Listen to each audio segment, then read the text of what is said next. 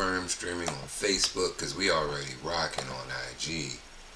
I mean, we already rocking on YouTube. Facebook's on and popping. Popping. Alright, now let's get this Instagram on and rocking too.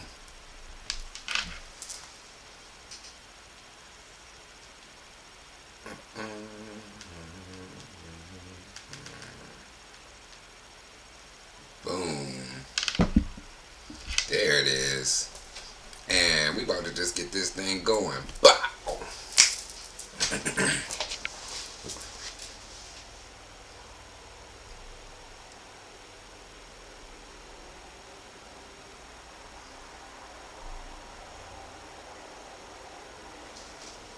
Peace and love, kings, queens, and gods. You already know who it is. I'm going to give you all a minute to come in. So as you do, come on in, invite a friend. Matter of fact, invite about 10, because it's the Floating Yogis Book Club, and hot dog it, we about to go in. I'm going to use this time right now to, as I said, invite some people. I'm going to get the moderator rocking. We got my guy Payoga, one of the people who helped me be me, helped me do what I do. My guy Payoga, he's part of the crew. A dimension where people are our greatest resource. Check out DJ Tony on the UE stories. He got the daily meditation accountability rocking. He going to have you together, meditating, elevating, staying above the curve. What else we got going on? We got, you saw it, the yellow, the life formats. Oh yeah. I'm trying to tell you. I got you covered with the off-mat purposes, all the breath work, the meditation, the self-study. We got all that right here in this book club in the meditation on Thursday. And Lifeform got you covered for the mats. Them mats is fantastic. Any of the on-mat practice, I encourage you to hit them up, to check them out, to see if you can get a mat sent to your house, because that's what they do, and these things are fantastic. This one's Jumi's. I kind of like commandeered it from her for a minute, but it's going to go back. It's going to go right back. It's cool. It's cool. Don't even worry about it. What else we got? We got time to invite some folk in, so that's what I'm going to do right now. So come on in, invite some folk. I'm going to figure out how I can invite them on other platforms. Doobie-doobie-doo, doobie-doo-boo, boop, boop, boop, boop-a-doobie-doo-boo. And while I do this, I got a plug. We going to talk about IG for a second, because you know, we all need somebody sometimes. We all need somebody to lean on. Let's go. So, hop on the IG, ue.dc, and click on for that daily meditation. Just let us know, because we care about you, that you are on the right path, that you're moving, that you're meditating, that, you know, you can let us know you're drinking water or something like that, and staying healthy, and you're not stuck and stagnant, because being stuck and stagnant is worse when it's isolated and you alone. So, we care about you. Join the crew. Be part of the growth gang, and let's grow together. Come on now, he just dropped the gems. I'm still inviting people. I got caught up in his invite. Let me go ahead and just send these invites. So we live. So we live and ready to ride. All right. Thank you. I appreciate that, man. Appreciate that, Tony. Another person who helps me be me, helps me do what I do, my guy Brent. He's part of the crew too. So all these digital assets, you see the website and the YouTube, how it's looking all nice and streamlined, and being able to cut back and forth to different things, and it's so easy to access. Yeah, that's my guy. He's hooking it up. So if you're looking for any of those services, I highly encourage you to just hit him up, tap into it, see what he can do for you, how he can elevate you to the next level. Same with Payoga. You might need some networking, yo. Alright. With that being said, I lied, Payoga. We're gonna start on 123. No. Yeah, we're gonna start at 123. Brutal bosses. 121. We're gonna come right back to that. That's the page right before it. We're gonna come right into that. Right now, you see why. Right. I feel invincible. Let's see if you got that fixed mindset. Alright, y'all. We are on page 121. Invulnerable, invincible, and entitled. Let's get it, y'all. Let's get live. Let's get active. Iacocca Dunlap lay in skilling Case in Levin, they show what can happen when people with fixed mindsets are put in charge of companies. In any case, a brilliant man put his company in jeopardy because measuring himself and his legacy outweighed everything else. Okay. They were not evil in the usual sense. They did not set out to do harm, but as at critical decision points, they opted for what would make them feel good and look good over what would serve the long-term corporate goals. Blame others, cover mistakes, pump up the stock prices, crush rivals and critics, screw the little guy. These were the standard operating procedures. What up, Jazz? Great to have. Yeah. We talking about fixed mindset leadership, and we're talking about the feeling of invulnerability, of invincibility, and of entitlement. Maybe this resonates. Maybe not. Alright. What is fascinating is that they led their companies toward ruin. All the leaders felt invulnerable and invincible. In many cases, they were highly competitive industries, facing onslaughts of fierce rivals, but they lived in a different reality. It was a world of personal greatness and entitlement. Kenneth Lay felt a powerful sense of entitlement. Even as he was getting millions a year in compensation from Enron, he took large personal loans from the company, gave jobs and contracts to his relatives, and used the corporate jets as his family fleet. Even during bad years at Chrysler, Iacocca threw lavish Christmas parties for the company elites. At every party, as king, he presented himself with an expensive gift, which the executives were later billed for. Speaking about AOL executives, a former official said, "You're talking about men who thought they had the right to anything." That's a powerful space to be in. That's a dangerous space to be in when someone feels like they have the right to anything. Like I don't have my own personal possessions, including my body. What up, Yogini Mom? As these leaders cloaked themselves in the trappings of royalty, surrounded themselves with flatterers who extolled their virtues and hid from problems, it was no wonder they felt invincible. Their fixed mindset created a magic realm in which the brilliance and perfection of the king were constantly validated. Within that mindset, they were completely fulfilled. Why would they want to step outside of the realm and face the uglier reality of warts and failures? Hey, what's good, Scrap? As Morgan McCall in his book High Flyers points out, unfortunately, people often like the things that work against their growth. We were kind of talking about that the other day, talking about how sometimes, not the things working against our growth, but we were talking about we enjoy the obstacles along the path of whatever it is we're trying to achieve. Sometimes we get too roped into the way we feel about what's going on or the things that prepare us for what we're getting, that we don't correctly attribute the proper feeling to the situation or to the person. Like, oh, we actually don't love this person as much as we thought. We kind of just like to fight with them. That's a dangerous place to be on. What up, cuz? My cuz over there listening in, getting a little bit of this knowledge from the early age.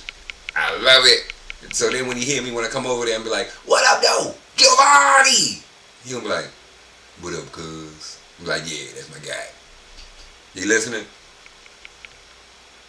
Oh, why? Oh, why?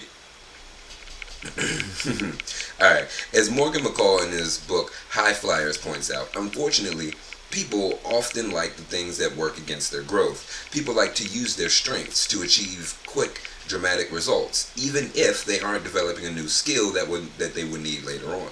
People like to believe that they are as good as everyone says, and not take their weaknesses seriously as they might. People don't like to hear bad news or get criticism. There's a tremendous risk in leaving what one does well to attempt to master something new. And the fixed mindset makes it seem that much riskier. What's good? What's good? Welcome, welcome, welcome, y'all. If y'all want to be part of the Zoom room, if y'all want to vibe, chat, be able to go back and forth, I encourage you to hit up my guy Payoga, the moderator. He'll be able to send you the link, and then you can slide on in the Zoom room, and we can continue with a little back and forth. Maybe you know a little bit about these type of situations, these type of people, how they move, and I'd love to have your feedback on here. Time, space, and opportunity for you to share. All right, moving forward. Now we're on the brutal bosses. Now we're on the brutal bosses. Yo. I was about to say, hold up, Dale has something for us. Okay. Yeah. What's going on, y'all? I feel like that that last thing you're talking about like really shows itself with like not only do they like the things that draw away from their progress, but like if they find like maybe someone that they've been hanging out with is like, oh, you don't drink anymore, like what's wrong? Did something happen? It's like, oh, you don't smoke, like what's wrong? Like I thought you were like with us or something. Like it's like I thought you were poisoning yourself like we're poisoning ourselves, so we don't feel bad about it. There's the negative stigma of growth due to detriment versus growth just for growth. Like, why can't we just want to be better? Why can't we just improve? Why does there need to be a problem, with you for me to want to change what we're doing? Like, no, I'm not, pushing you down or nothing. I just want to go higher. I mean, I will say sometimes we need a fire under our ass to get us moving, to get us doing, like actually moving in the direction to do it, actually enough to get us uncomfortable to act. Sometimes we need that, because otherwise it's like... Yeah, I mean, the positive side is like you want the obstacles to make you climb higher rather than to give you an excuse not to climb higher. Yeah. Like, no, I overcame this. I achieved this. I didn't think that I could, but now, I gave it a shot, and I failed the first time, but it wasn't a failure. It was a lesson, and then that lesson turned into a blessing because I achieved it after. I support these thoughts, and that kind of ties in. You and I were talking on Sunday about it, Dale, but that kind of ties into what we were talking about Sunday when it comes to when we were speaking about love and how sometimes people attribute the feeling to the wrong person. They're feeling a way about the situation and what got them through the situation. It's like they might not like... Here's a rough, for all the people who weren't in the conversation, here's a rough breakdown for it. You might think you really love the person that you have your morning coffee with, but in actuality you really just like the way the coffee makes you feel. And they don't have bad conversation, but you actually don't agree with any of their topics. But you sit with them because, they're work employee, y'all work together or something, y'all see each other. That we're attributing how we feel about coffee, how we feel about hitting a J, how we feel about doing these other things to that person. We don't feel that way about that person, we feel that way about the action that we're doing. I take that a lot and use it the other direction though. Like share. Well, like Sage. Sage helps me meditate beyond all of its supernatural abilities. Like, you don't have to believe in anything about it. Just having that same scent transforms my mind and lets me know. It uses that sense to put me in the state that I want to be. Because when it connects to my brain's like, oh, we about to do something. Oh, we need to focus up. This is a familiar space. I'm comfortable here. So whatever happens here is going to be all right. Mm-hmm. Ooh, we got to come. So that correlation, it is a causation, but it's correlation. Yeah. It's useful. I like it. Hold on, we got a chat. We got a comment on IG. Yes, it is sadly been negative experiences that push me through or to be motivated. I definitely want to not rely on those experiences for growth. I'll say those are the most powerful ones. Those are the most powerful ones when transmuted because they are telling you that something is not okay. I say use them. I say those are the most powerful ones. Like, we can really get a good boost on where we need to be when we use that fire. But wait. There's more. I'm a good listener. Come on, talk to me. What you doing?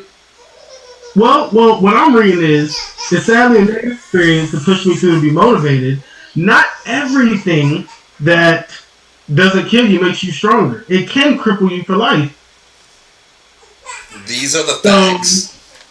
so although some things can be Yeah. used, some obstacles can push in that direction. I Mm. can't get on board with saying with assuming that those things are the things that are useful. Like when someone says, I don't want this negative thing, it's like, yeah, we can use it, but I'm also going to be empathetic and be like, I understand that not everything is useful. I would say like whatever you healed from made you stronger. Whatever you healed from made you stronger. I like that. That's a bar right there. And this one, they are powerful for sure, but I noticed I wouldn't grow without them. Is that an issue or is it okay? So, going to kind of touching back on what Tony was saying, I think that the situations that happened that were negative happened. We can't go back in time and change them. Change our decisions to be in a different position, situation. So, since it's already happened, heal, grow from it. Now, I'm not saying intentionally go out and look for challenging in negative situations to put yourself in. Now, if that's your mindset and your mentality, you tripping. Just keep on going, yo. Ain't nobody got time for that. It just is what it is. Just, But I see what you're saying. I don't think people should go and intentionally look. And thanks for clarifying that, because who knows? Someone could have actually went out there and used it. But once we gain the sight and have the clarity of mind to actually be able to look back on ourselves and see those decisions that got us in those tricky situations, we can start to rewrite some of those paths. I mean, some of those habits and patterns, so we're not falling into those same situations. J Bubs, what up, Jessica? Brr, brr, brr, brr. I don't know if I see you Friday. Maybe I see you Friday. Fingers crossed, toes crossed too. Jackie, what up, though? Hopefully I see you tomorrow, yo. By the way, we're reading Mindset by Carol Dweck. If you want to be part of the Zoom room, part of the conversation, I highly encourage you to hit up Payoga. He's one of the moderators. He'll be able to send you the link. You can hop in the Zoom room, and it's not going to be this 30-second delay. We can rap, we can vibe, we can chop it up. Oh, Jackie, y'all got to check out A Dose Wellness. Y'all got to check out A Dose Wellness down in P Street, Logan Circle. I'm telling you, I'm going to be right above shortly. You can go on, get your yoga, come downstairs, get a snack and some THC deliciousness. She's going to hook you up. And we also got some interesting conversations coming up. We got to schedule it. We're going to schedule it. But if you vibing with what we talking about, it's going to be live and in person. So I highly encourage you to bring that self and get this knowledge. Be a part of the community that are talking about these things that not many are. They're not just talking about it, putting it in action. That's what's powerful. Alright, so back to it. Yeah, cuz, go and check it out. I'm gonna be there. We got the whole situation popping. It's gonna be rocking. I'm gonna fill you in. Brutal bosses. Yeah, brutal bosses. I feel like we nailed that last one. McCall goes to point out that when leaders feel that they are inherently better than others, they may start to believe that the needs and feelings of the lesser people can get ignored. None of our fixed mindset leaders cared much about the little guy, and many were outright contemptuous of those beneath them in the corporate ladder. Where does this lead? In a guise of keeping people on their toes, these bosses may mistreat workers. Iacocca played painful games with his executives to keep them off balance.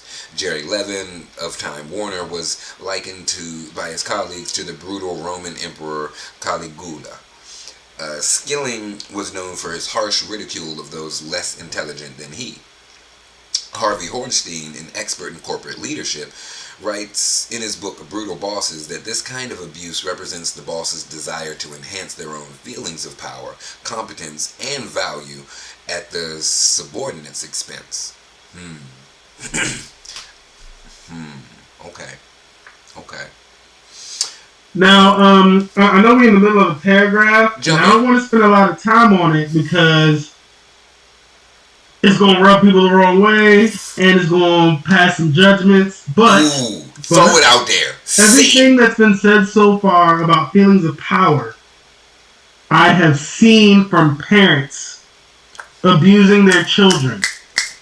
And like I said, I don't want to get too far into it, but I just want to say everything that has been, I mean, yeah, everything has been so far has been, I've seen it displayed by parents asserting power over their children. Kids are to be seen, not heard, right?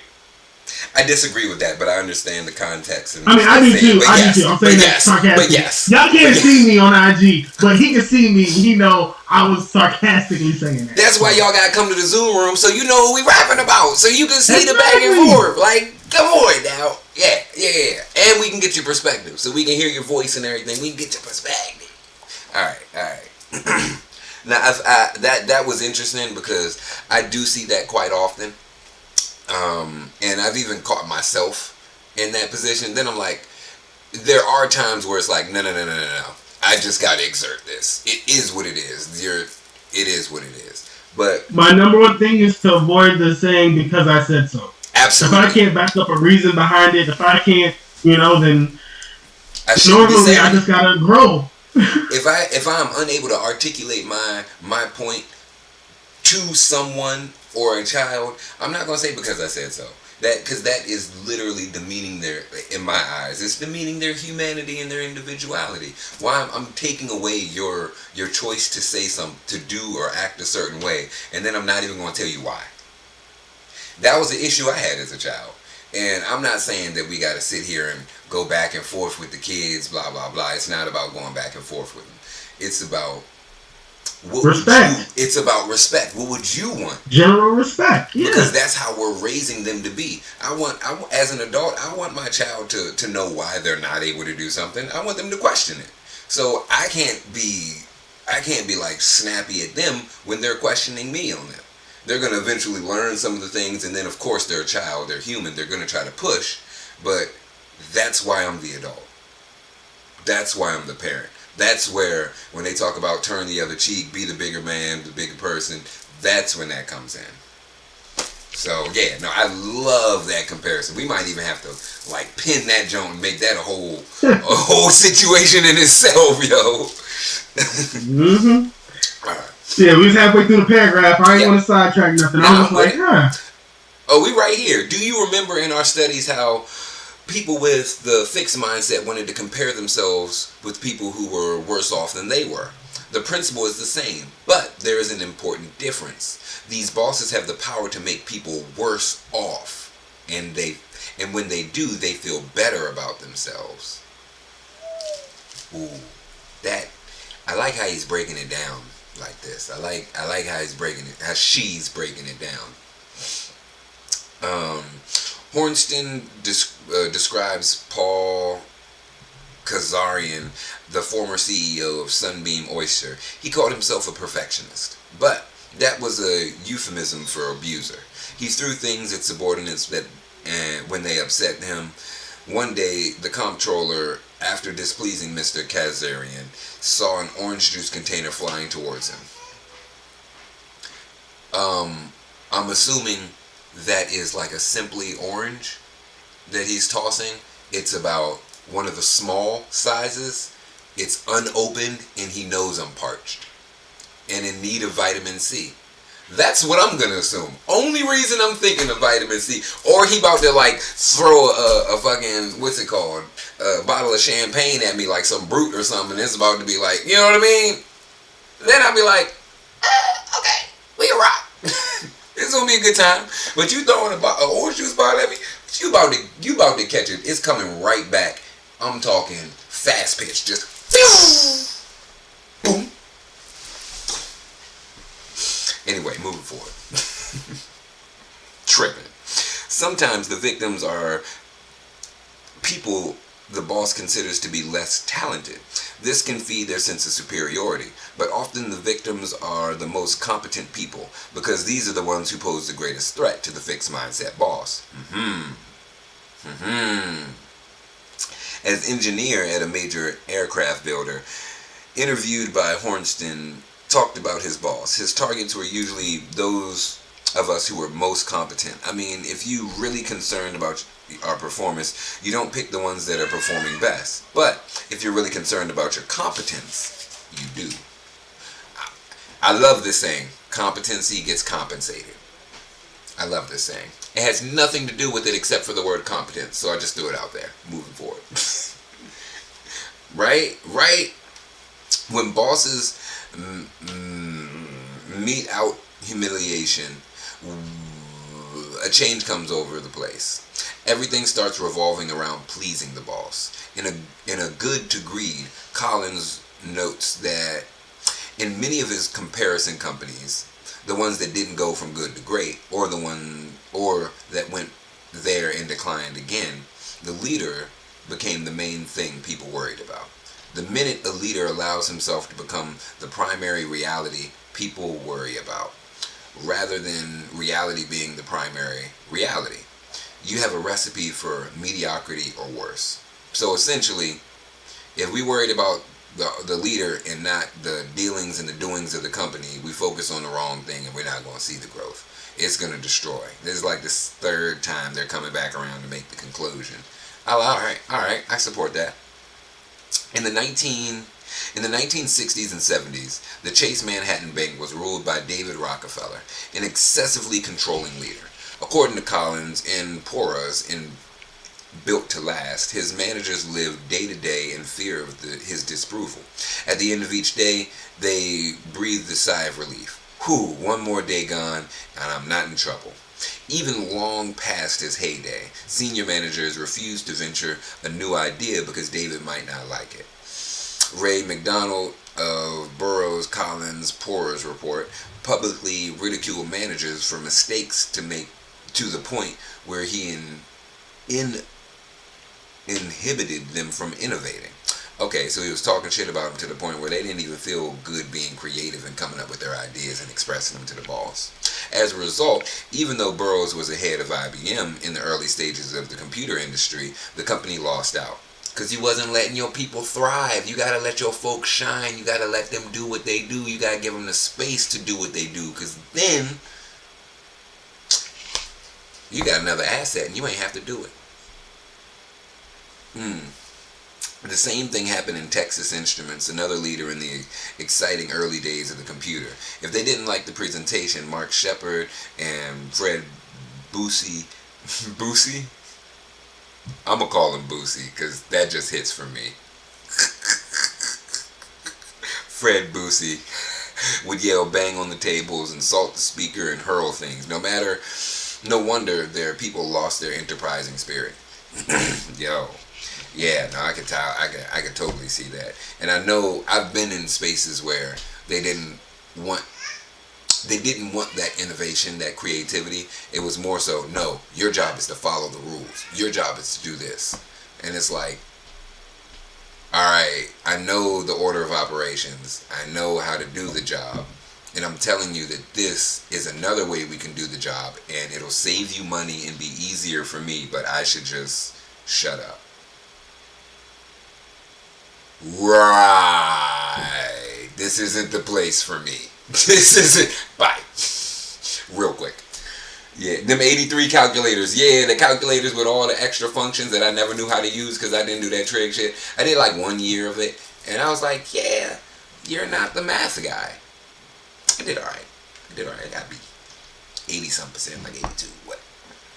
When bosses become controlling and abusive, they put everyone into a fixed mindset. This means that instead of learning, growing, and moving the company forward, everyone starts worrying about being judged. It starts with the bosses worrying about being judged, and it winds up being everybody's fear about being judged.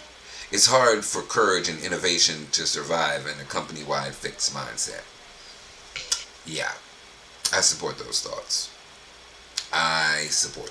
So, we're talking about the fixed mindset, and I mean, we haven't said much good about it. I'll be honest, we haven't. But it's okay. We're going to talk about the growth mindset. Hopefully we got some great things in here, and maybe we can see some comparisons. Maybe we can see some similarities or something of the such. I think the fixed mindset, well, first off, I was, whenever we got to the part where it was about how the most confident people get the most heat from those type of bosses. And went right back to parenthood because that's the problem. Why parents have problems with teenagers because they are actually developing their own senses and autonomy, and they're no longer reflections of their parents. It's no longer like a teenager is 100% mentally independent. Like, yeah, they follow the crowd, but they may not have the emotional control or regulation of the prefrontal cortex developed, but they're 13-year-olds in college. And there are teenagers that are taking care of all of their younger siblings.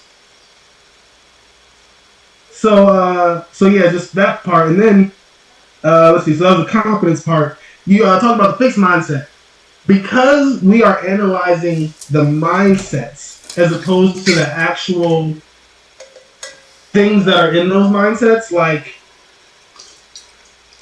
basically we're going over a fixed mindset or a variable mindset, one that can grow or one that's the same. So in order to get positive from the fixed mindset, you have to go into the details of whatever that mindset may contain. Because you can have a fixed mindset that's great in the sense that it'll run $1 million business. But that fixed mindset and all the things that made that person a great leader and all that stuff doesn't have room for growth and change. So when the environment changes, that $1 million mindset that fit there can't move to the next stage. So that fixed mindset is good for that time, that experience, that location, that fixed point. That fixed mindset is good for that fixed point.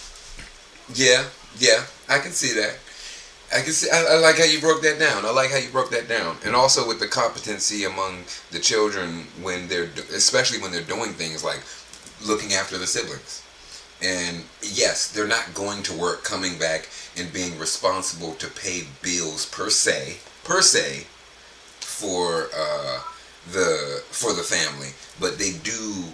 It's a different level from the house. Yeah, for the house, it is a different level of maturity, and once they start really tapping into that, then they're looking at the adult like, yo, I'm doing the stuff I want you to do, or I've wanted you to do. I'm doing the role that so it's like it's so much conflict in that space, because I was thinking about myself, and I don't think I was too bad, because when I was young, I don't think I was too bad.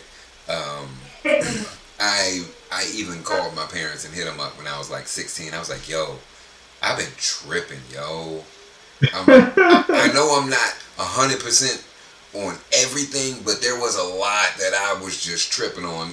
I'm on the phone talking to my parents on the way to school, telling them that. They was like, are you okay? Are you doing drugs? No! I wasn't even drinking at the time. What do you mean? Are you sure you're okay? Yes, I'm not able to tell you thank you. I appreciate the lessons that I got from the way that we... Dang, yo. Like, is it that foreign? You know what I started doing when I turned 25 and my mom was still worried about me? I started saying, don't you trust you did a good job? Like, when I turned 25, I literally started, like, throwing it right back in my mom's face. Like, how you gonna question this? Like, you're not insulting yourself. Like, can you have faith in yourself? And then let's keep moving. We get into that off air, but yeah. Parents are interesting. Oh, man. What up, DJ? What's good? Big Ant. Welcome. Alright. We here at the Growth Mindset. Where we at on time? Oh, we had enough time to intro it. Alright, Growth Mindset. We on page 124. Growth Mindset Leaders in Action. Talk to me, Growth Mindset Leaders. Andrew Carnegie once said, I wish to have as my epitaph, here lies a man who was wise enough to bring into his service men who knew more than he. I'm with that. I'm with that. Come on. Let me be who I am and be surrounded by people smarter than me. I ain't going nowhere but up. or down or left or right, depending on this, circle, this ball of earth that we're spinning around, you know, whichever direction it may be. Hey, Born to Fly, what up? What's good, Leon? We got Leon from Born to Fly. I'm trying to tell y'all, check him out. Miles Davis out here running the Rockies. He's making it happen, yo. If y'all haven't checked out his gym, his services in there, I highly encourage you. I know he got the open gym happening. He always, the Born to Fly crew always got something going on. Just tap in with them.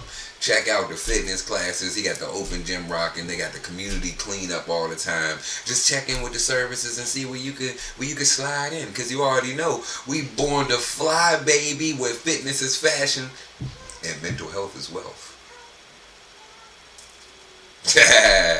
Absolutely, bro. Absolutely. All right, we talking about as a leader, as a community leader. I think you might have some points to tap in on this. We're just going to do a little intro for growth mindset leaders in action. How do people in a growth mindset perceive the world? Let's see. And I like the phrase, I wish to have on my epitaph, here lies a man who was wise enough to bring into his service men who knew more than he. Run it. Okay, let's open the window and let's let some air in. The fixed mindset feels so stuffy. Even when the leaders are globetrotting and hobnobbing with the world figures, their world seems so small and confining because their minds are always on one thing: validate me.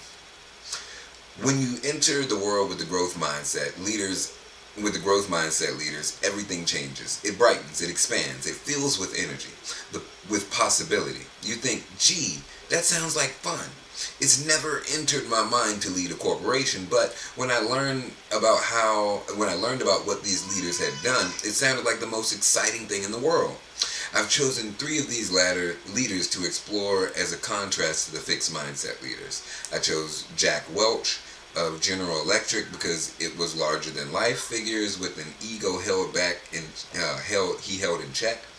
Not your straight ahead, naturally self-effacing, growth-minded guy. And I choose Lou Gersten, the man who came in and saved IBM, and Anne Macaulay, the woman who brought Xerox back to life, as contrast to Alfred Dunlop, the other turnaround expert. Jack Welch, Lou Gersten, and are fascinating because they transformed their company. They did this by rooting out the fixed mindset and putting a culture of growth and teamwork in place. With Gersten and IBM, it's like watching Enron morph into a growth mindset mecca. As growth mindset leaders, they start with a belief in human potential and development, both their own and other people's. Instead of using the company as a vehicle for their greatness, they use it as an engine of growth for themselves, the employees, and the company as a whole. Warren Bennis has said that too many bosses are driven and driving, but going nowhere. Ha ha ha! I'm gonna rerun that. Warren Bennis says that too many bosses are driven and driving, but going nowhere. How did I mess it up on this run back? Moving forward, not these people. They don't talk royalty. They talk journey, inclusive, learning, fixed, rock kicking journey. Oh, alright. So we about to get into something exciting. Today I was just talking to my boy about cognitive dissonance, and we were talking about if somebody refuses to see the truth, accept the truth, or something like that. He said, would I still consider it a win if I changed the people around them? Or like if I was arguing on Facebook and other people saw it, and would that still be a win? And I said, yeah, that would be a win, but winning is simpler than that to me. As long as we can respectfully exchange ideas, it's a win. Because either I'm going to learn or you going to learn. I like that.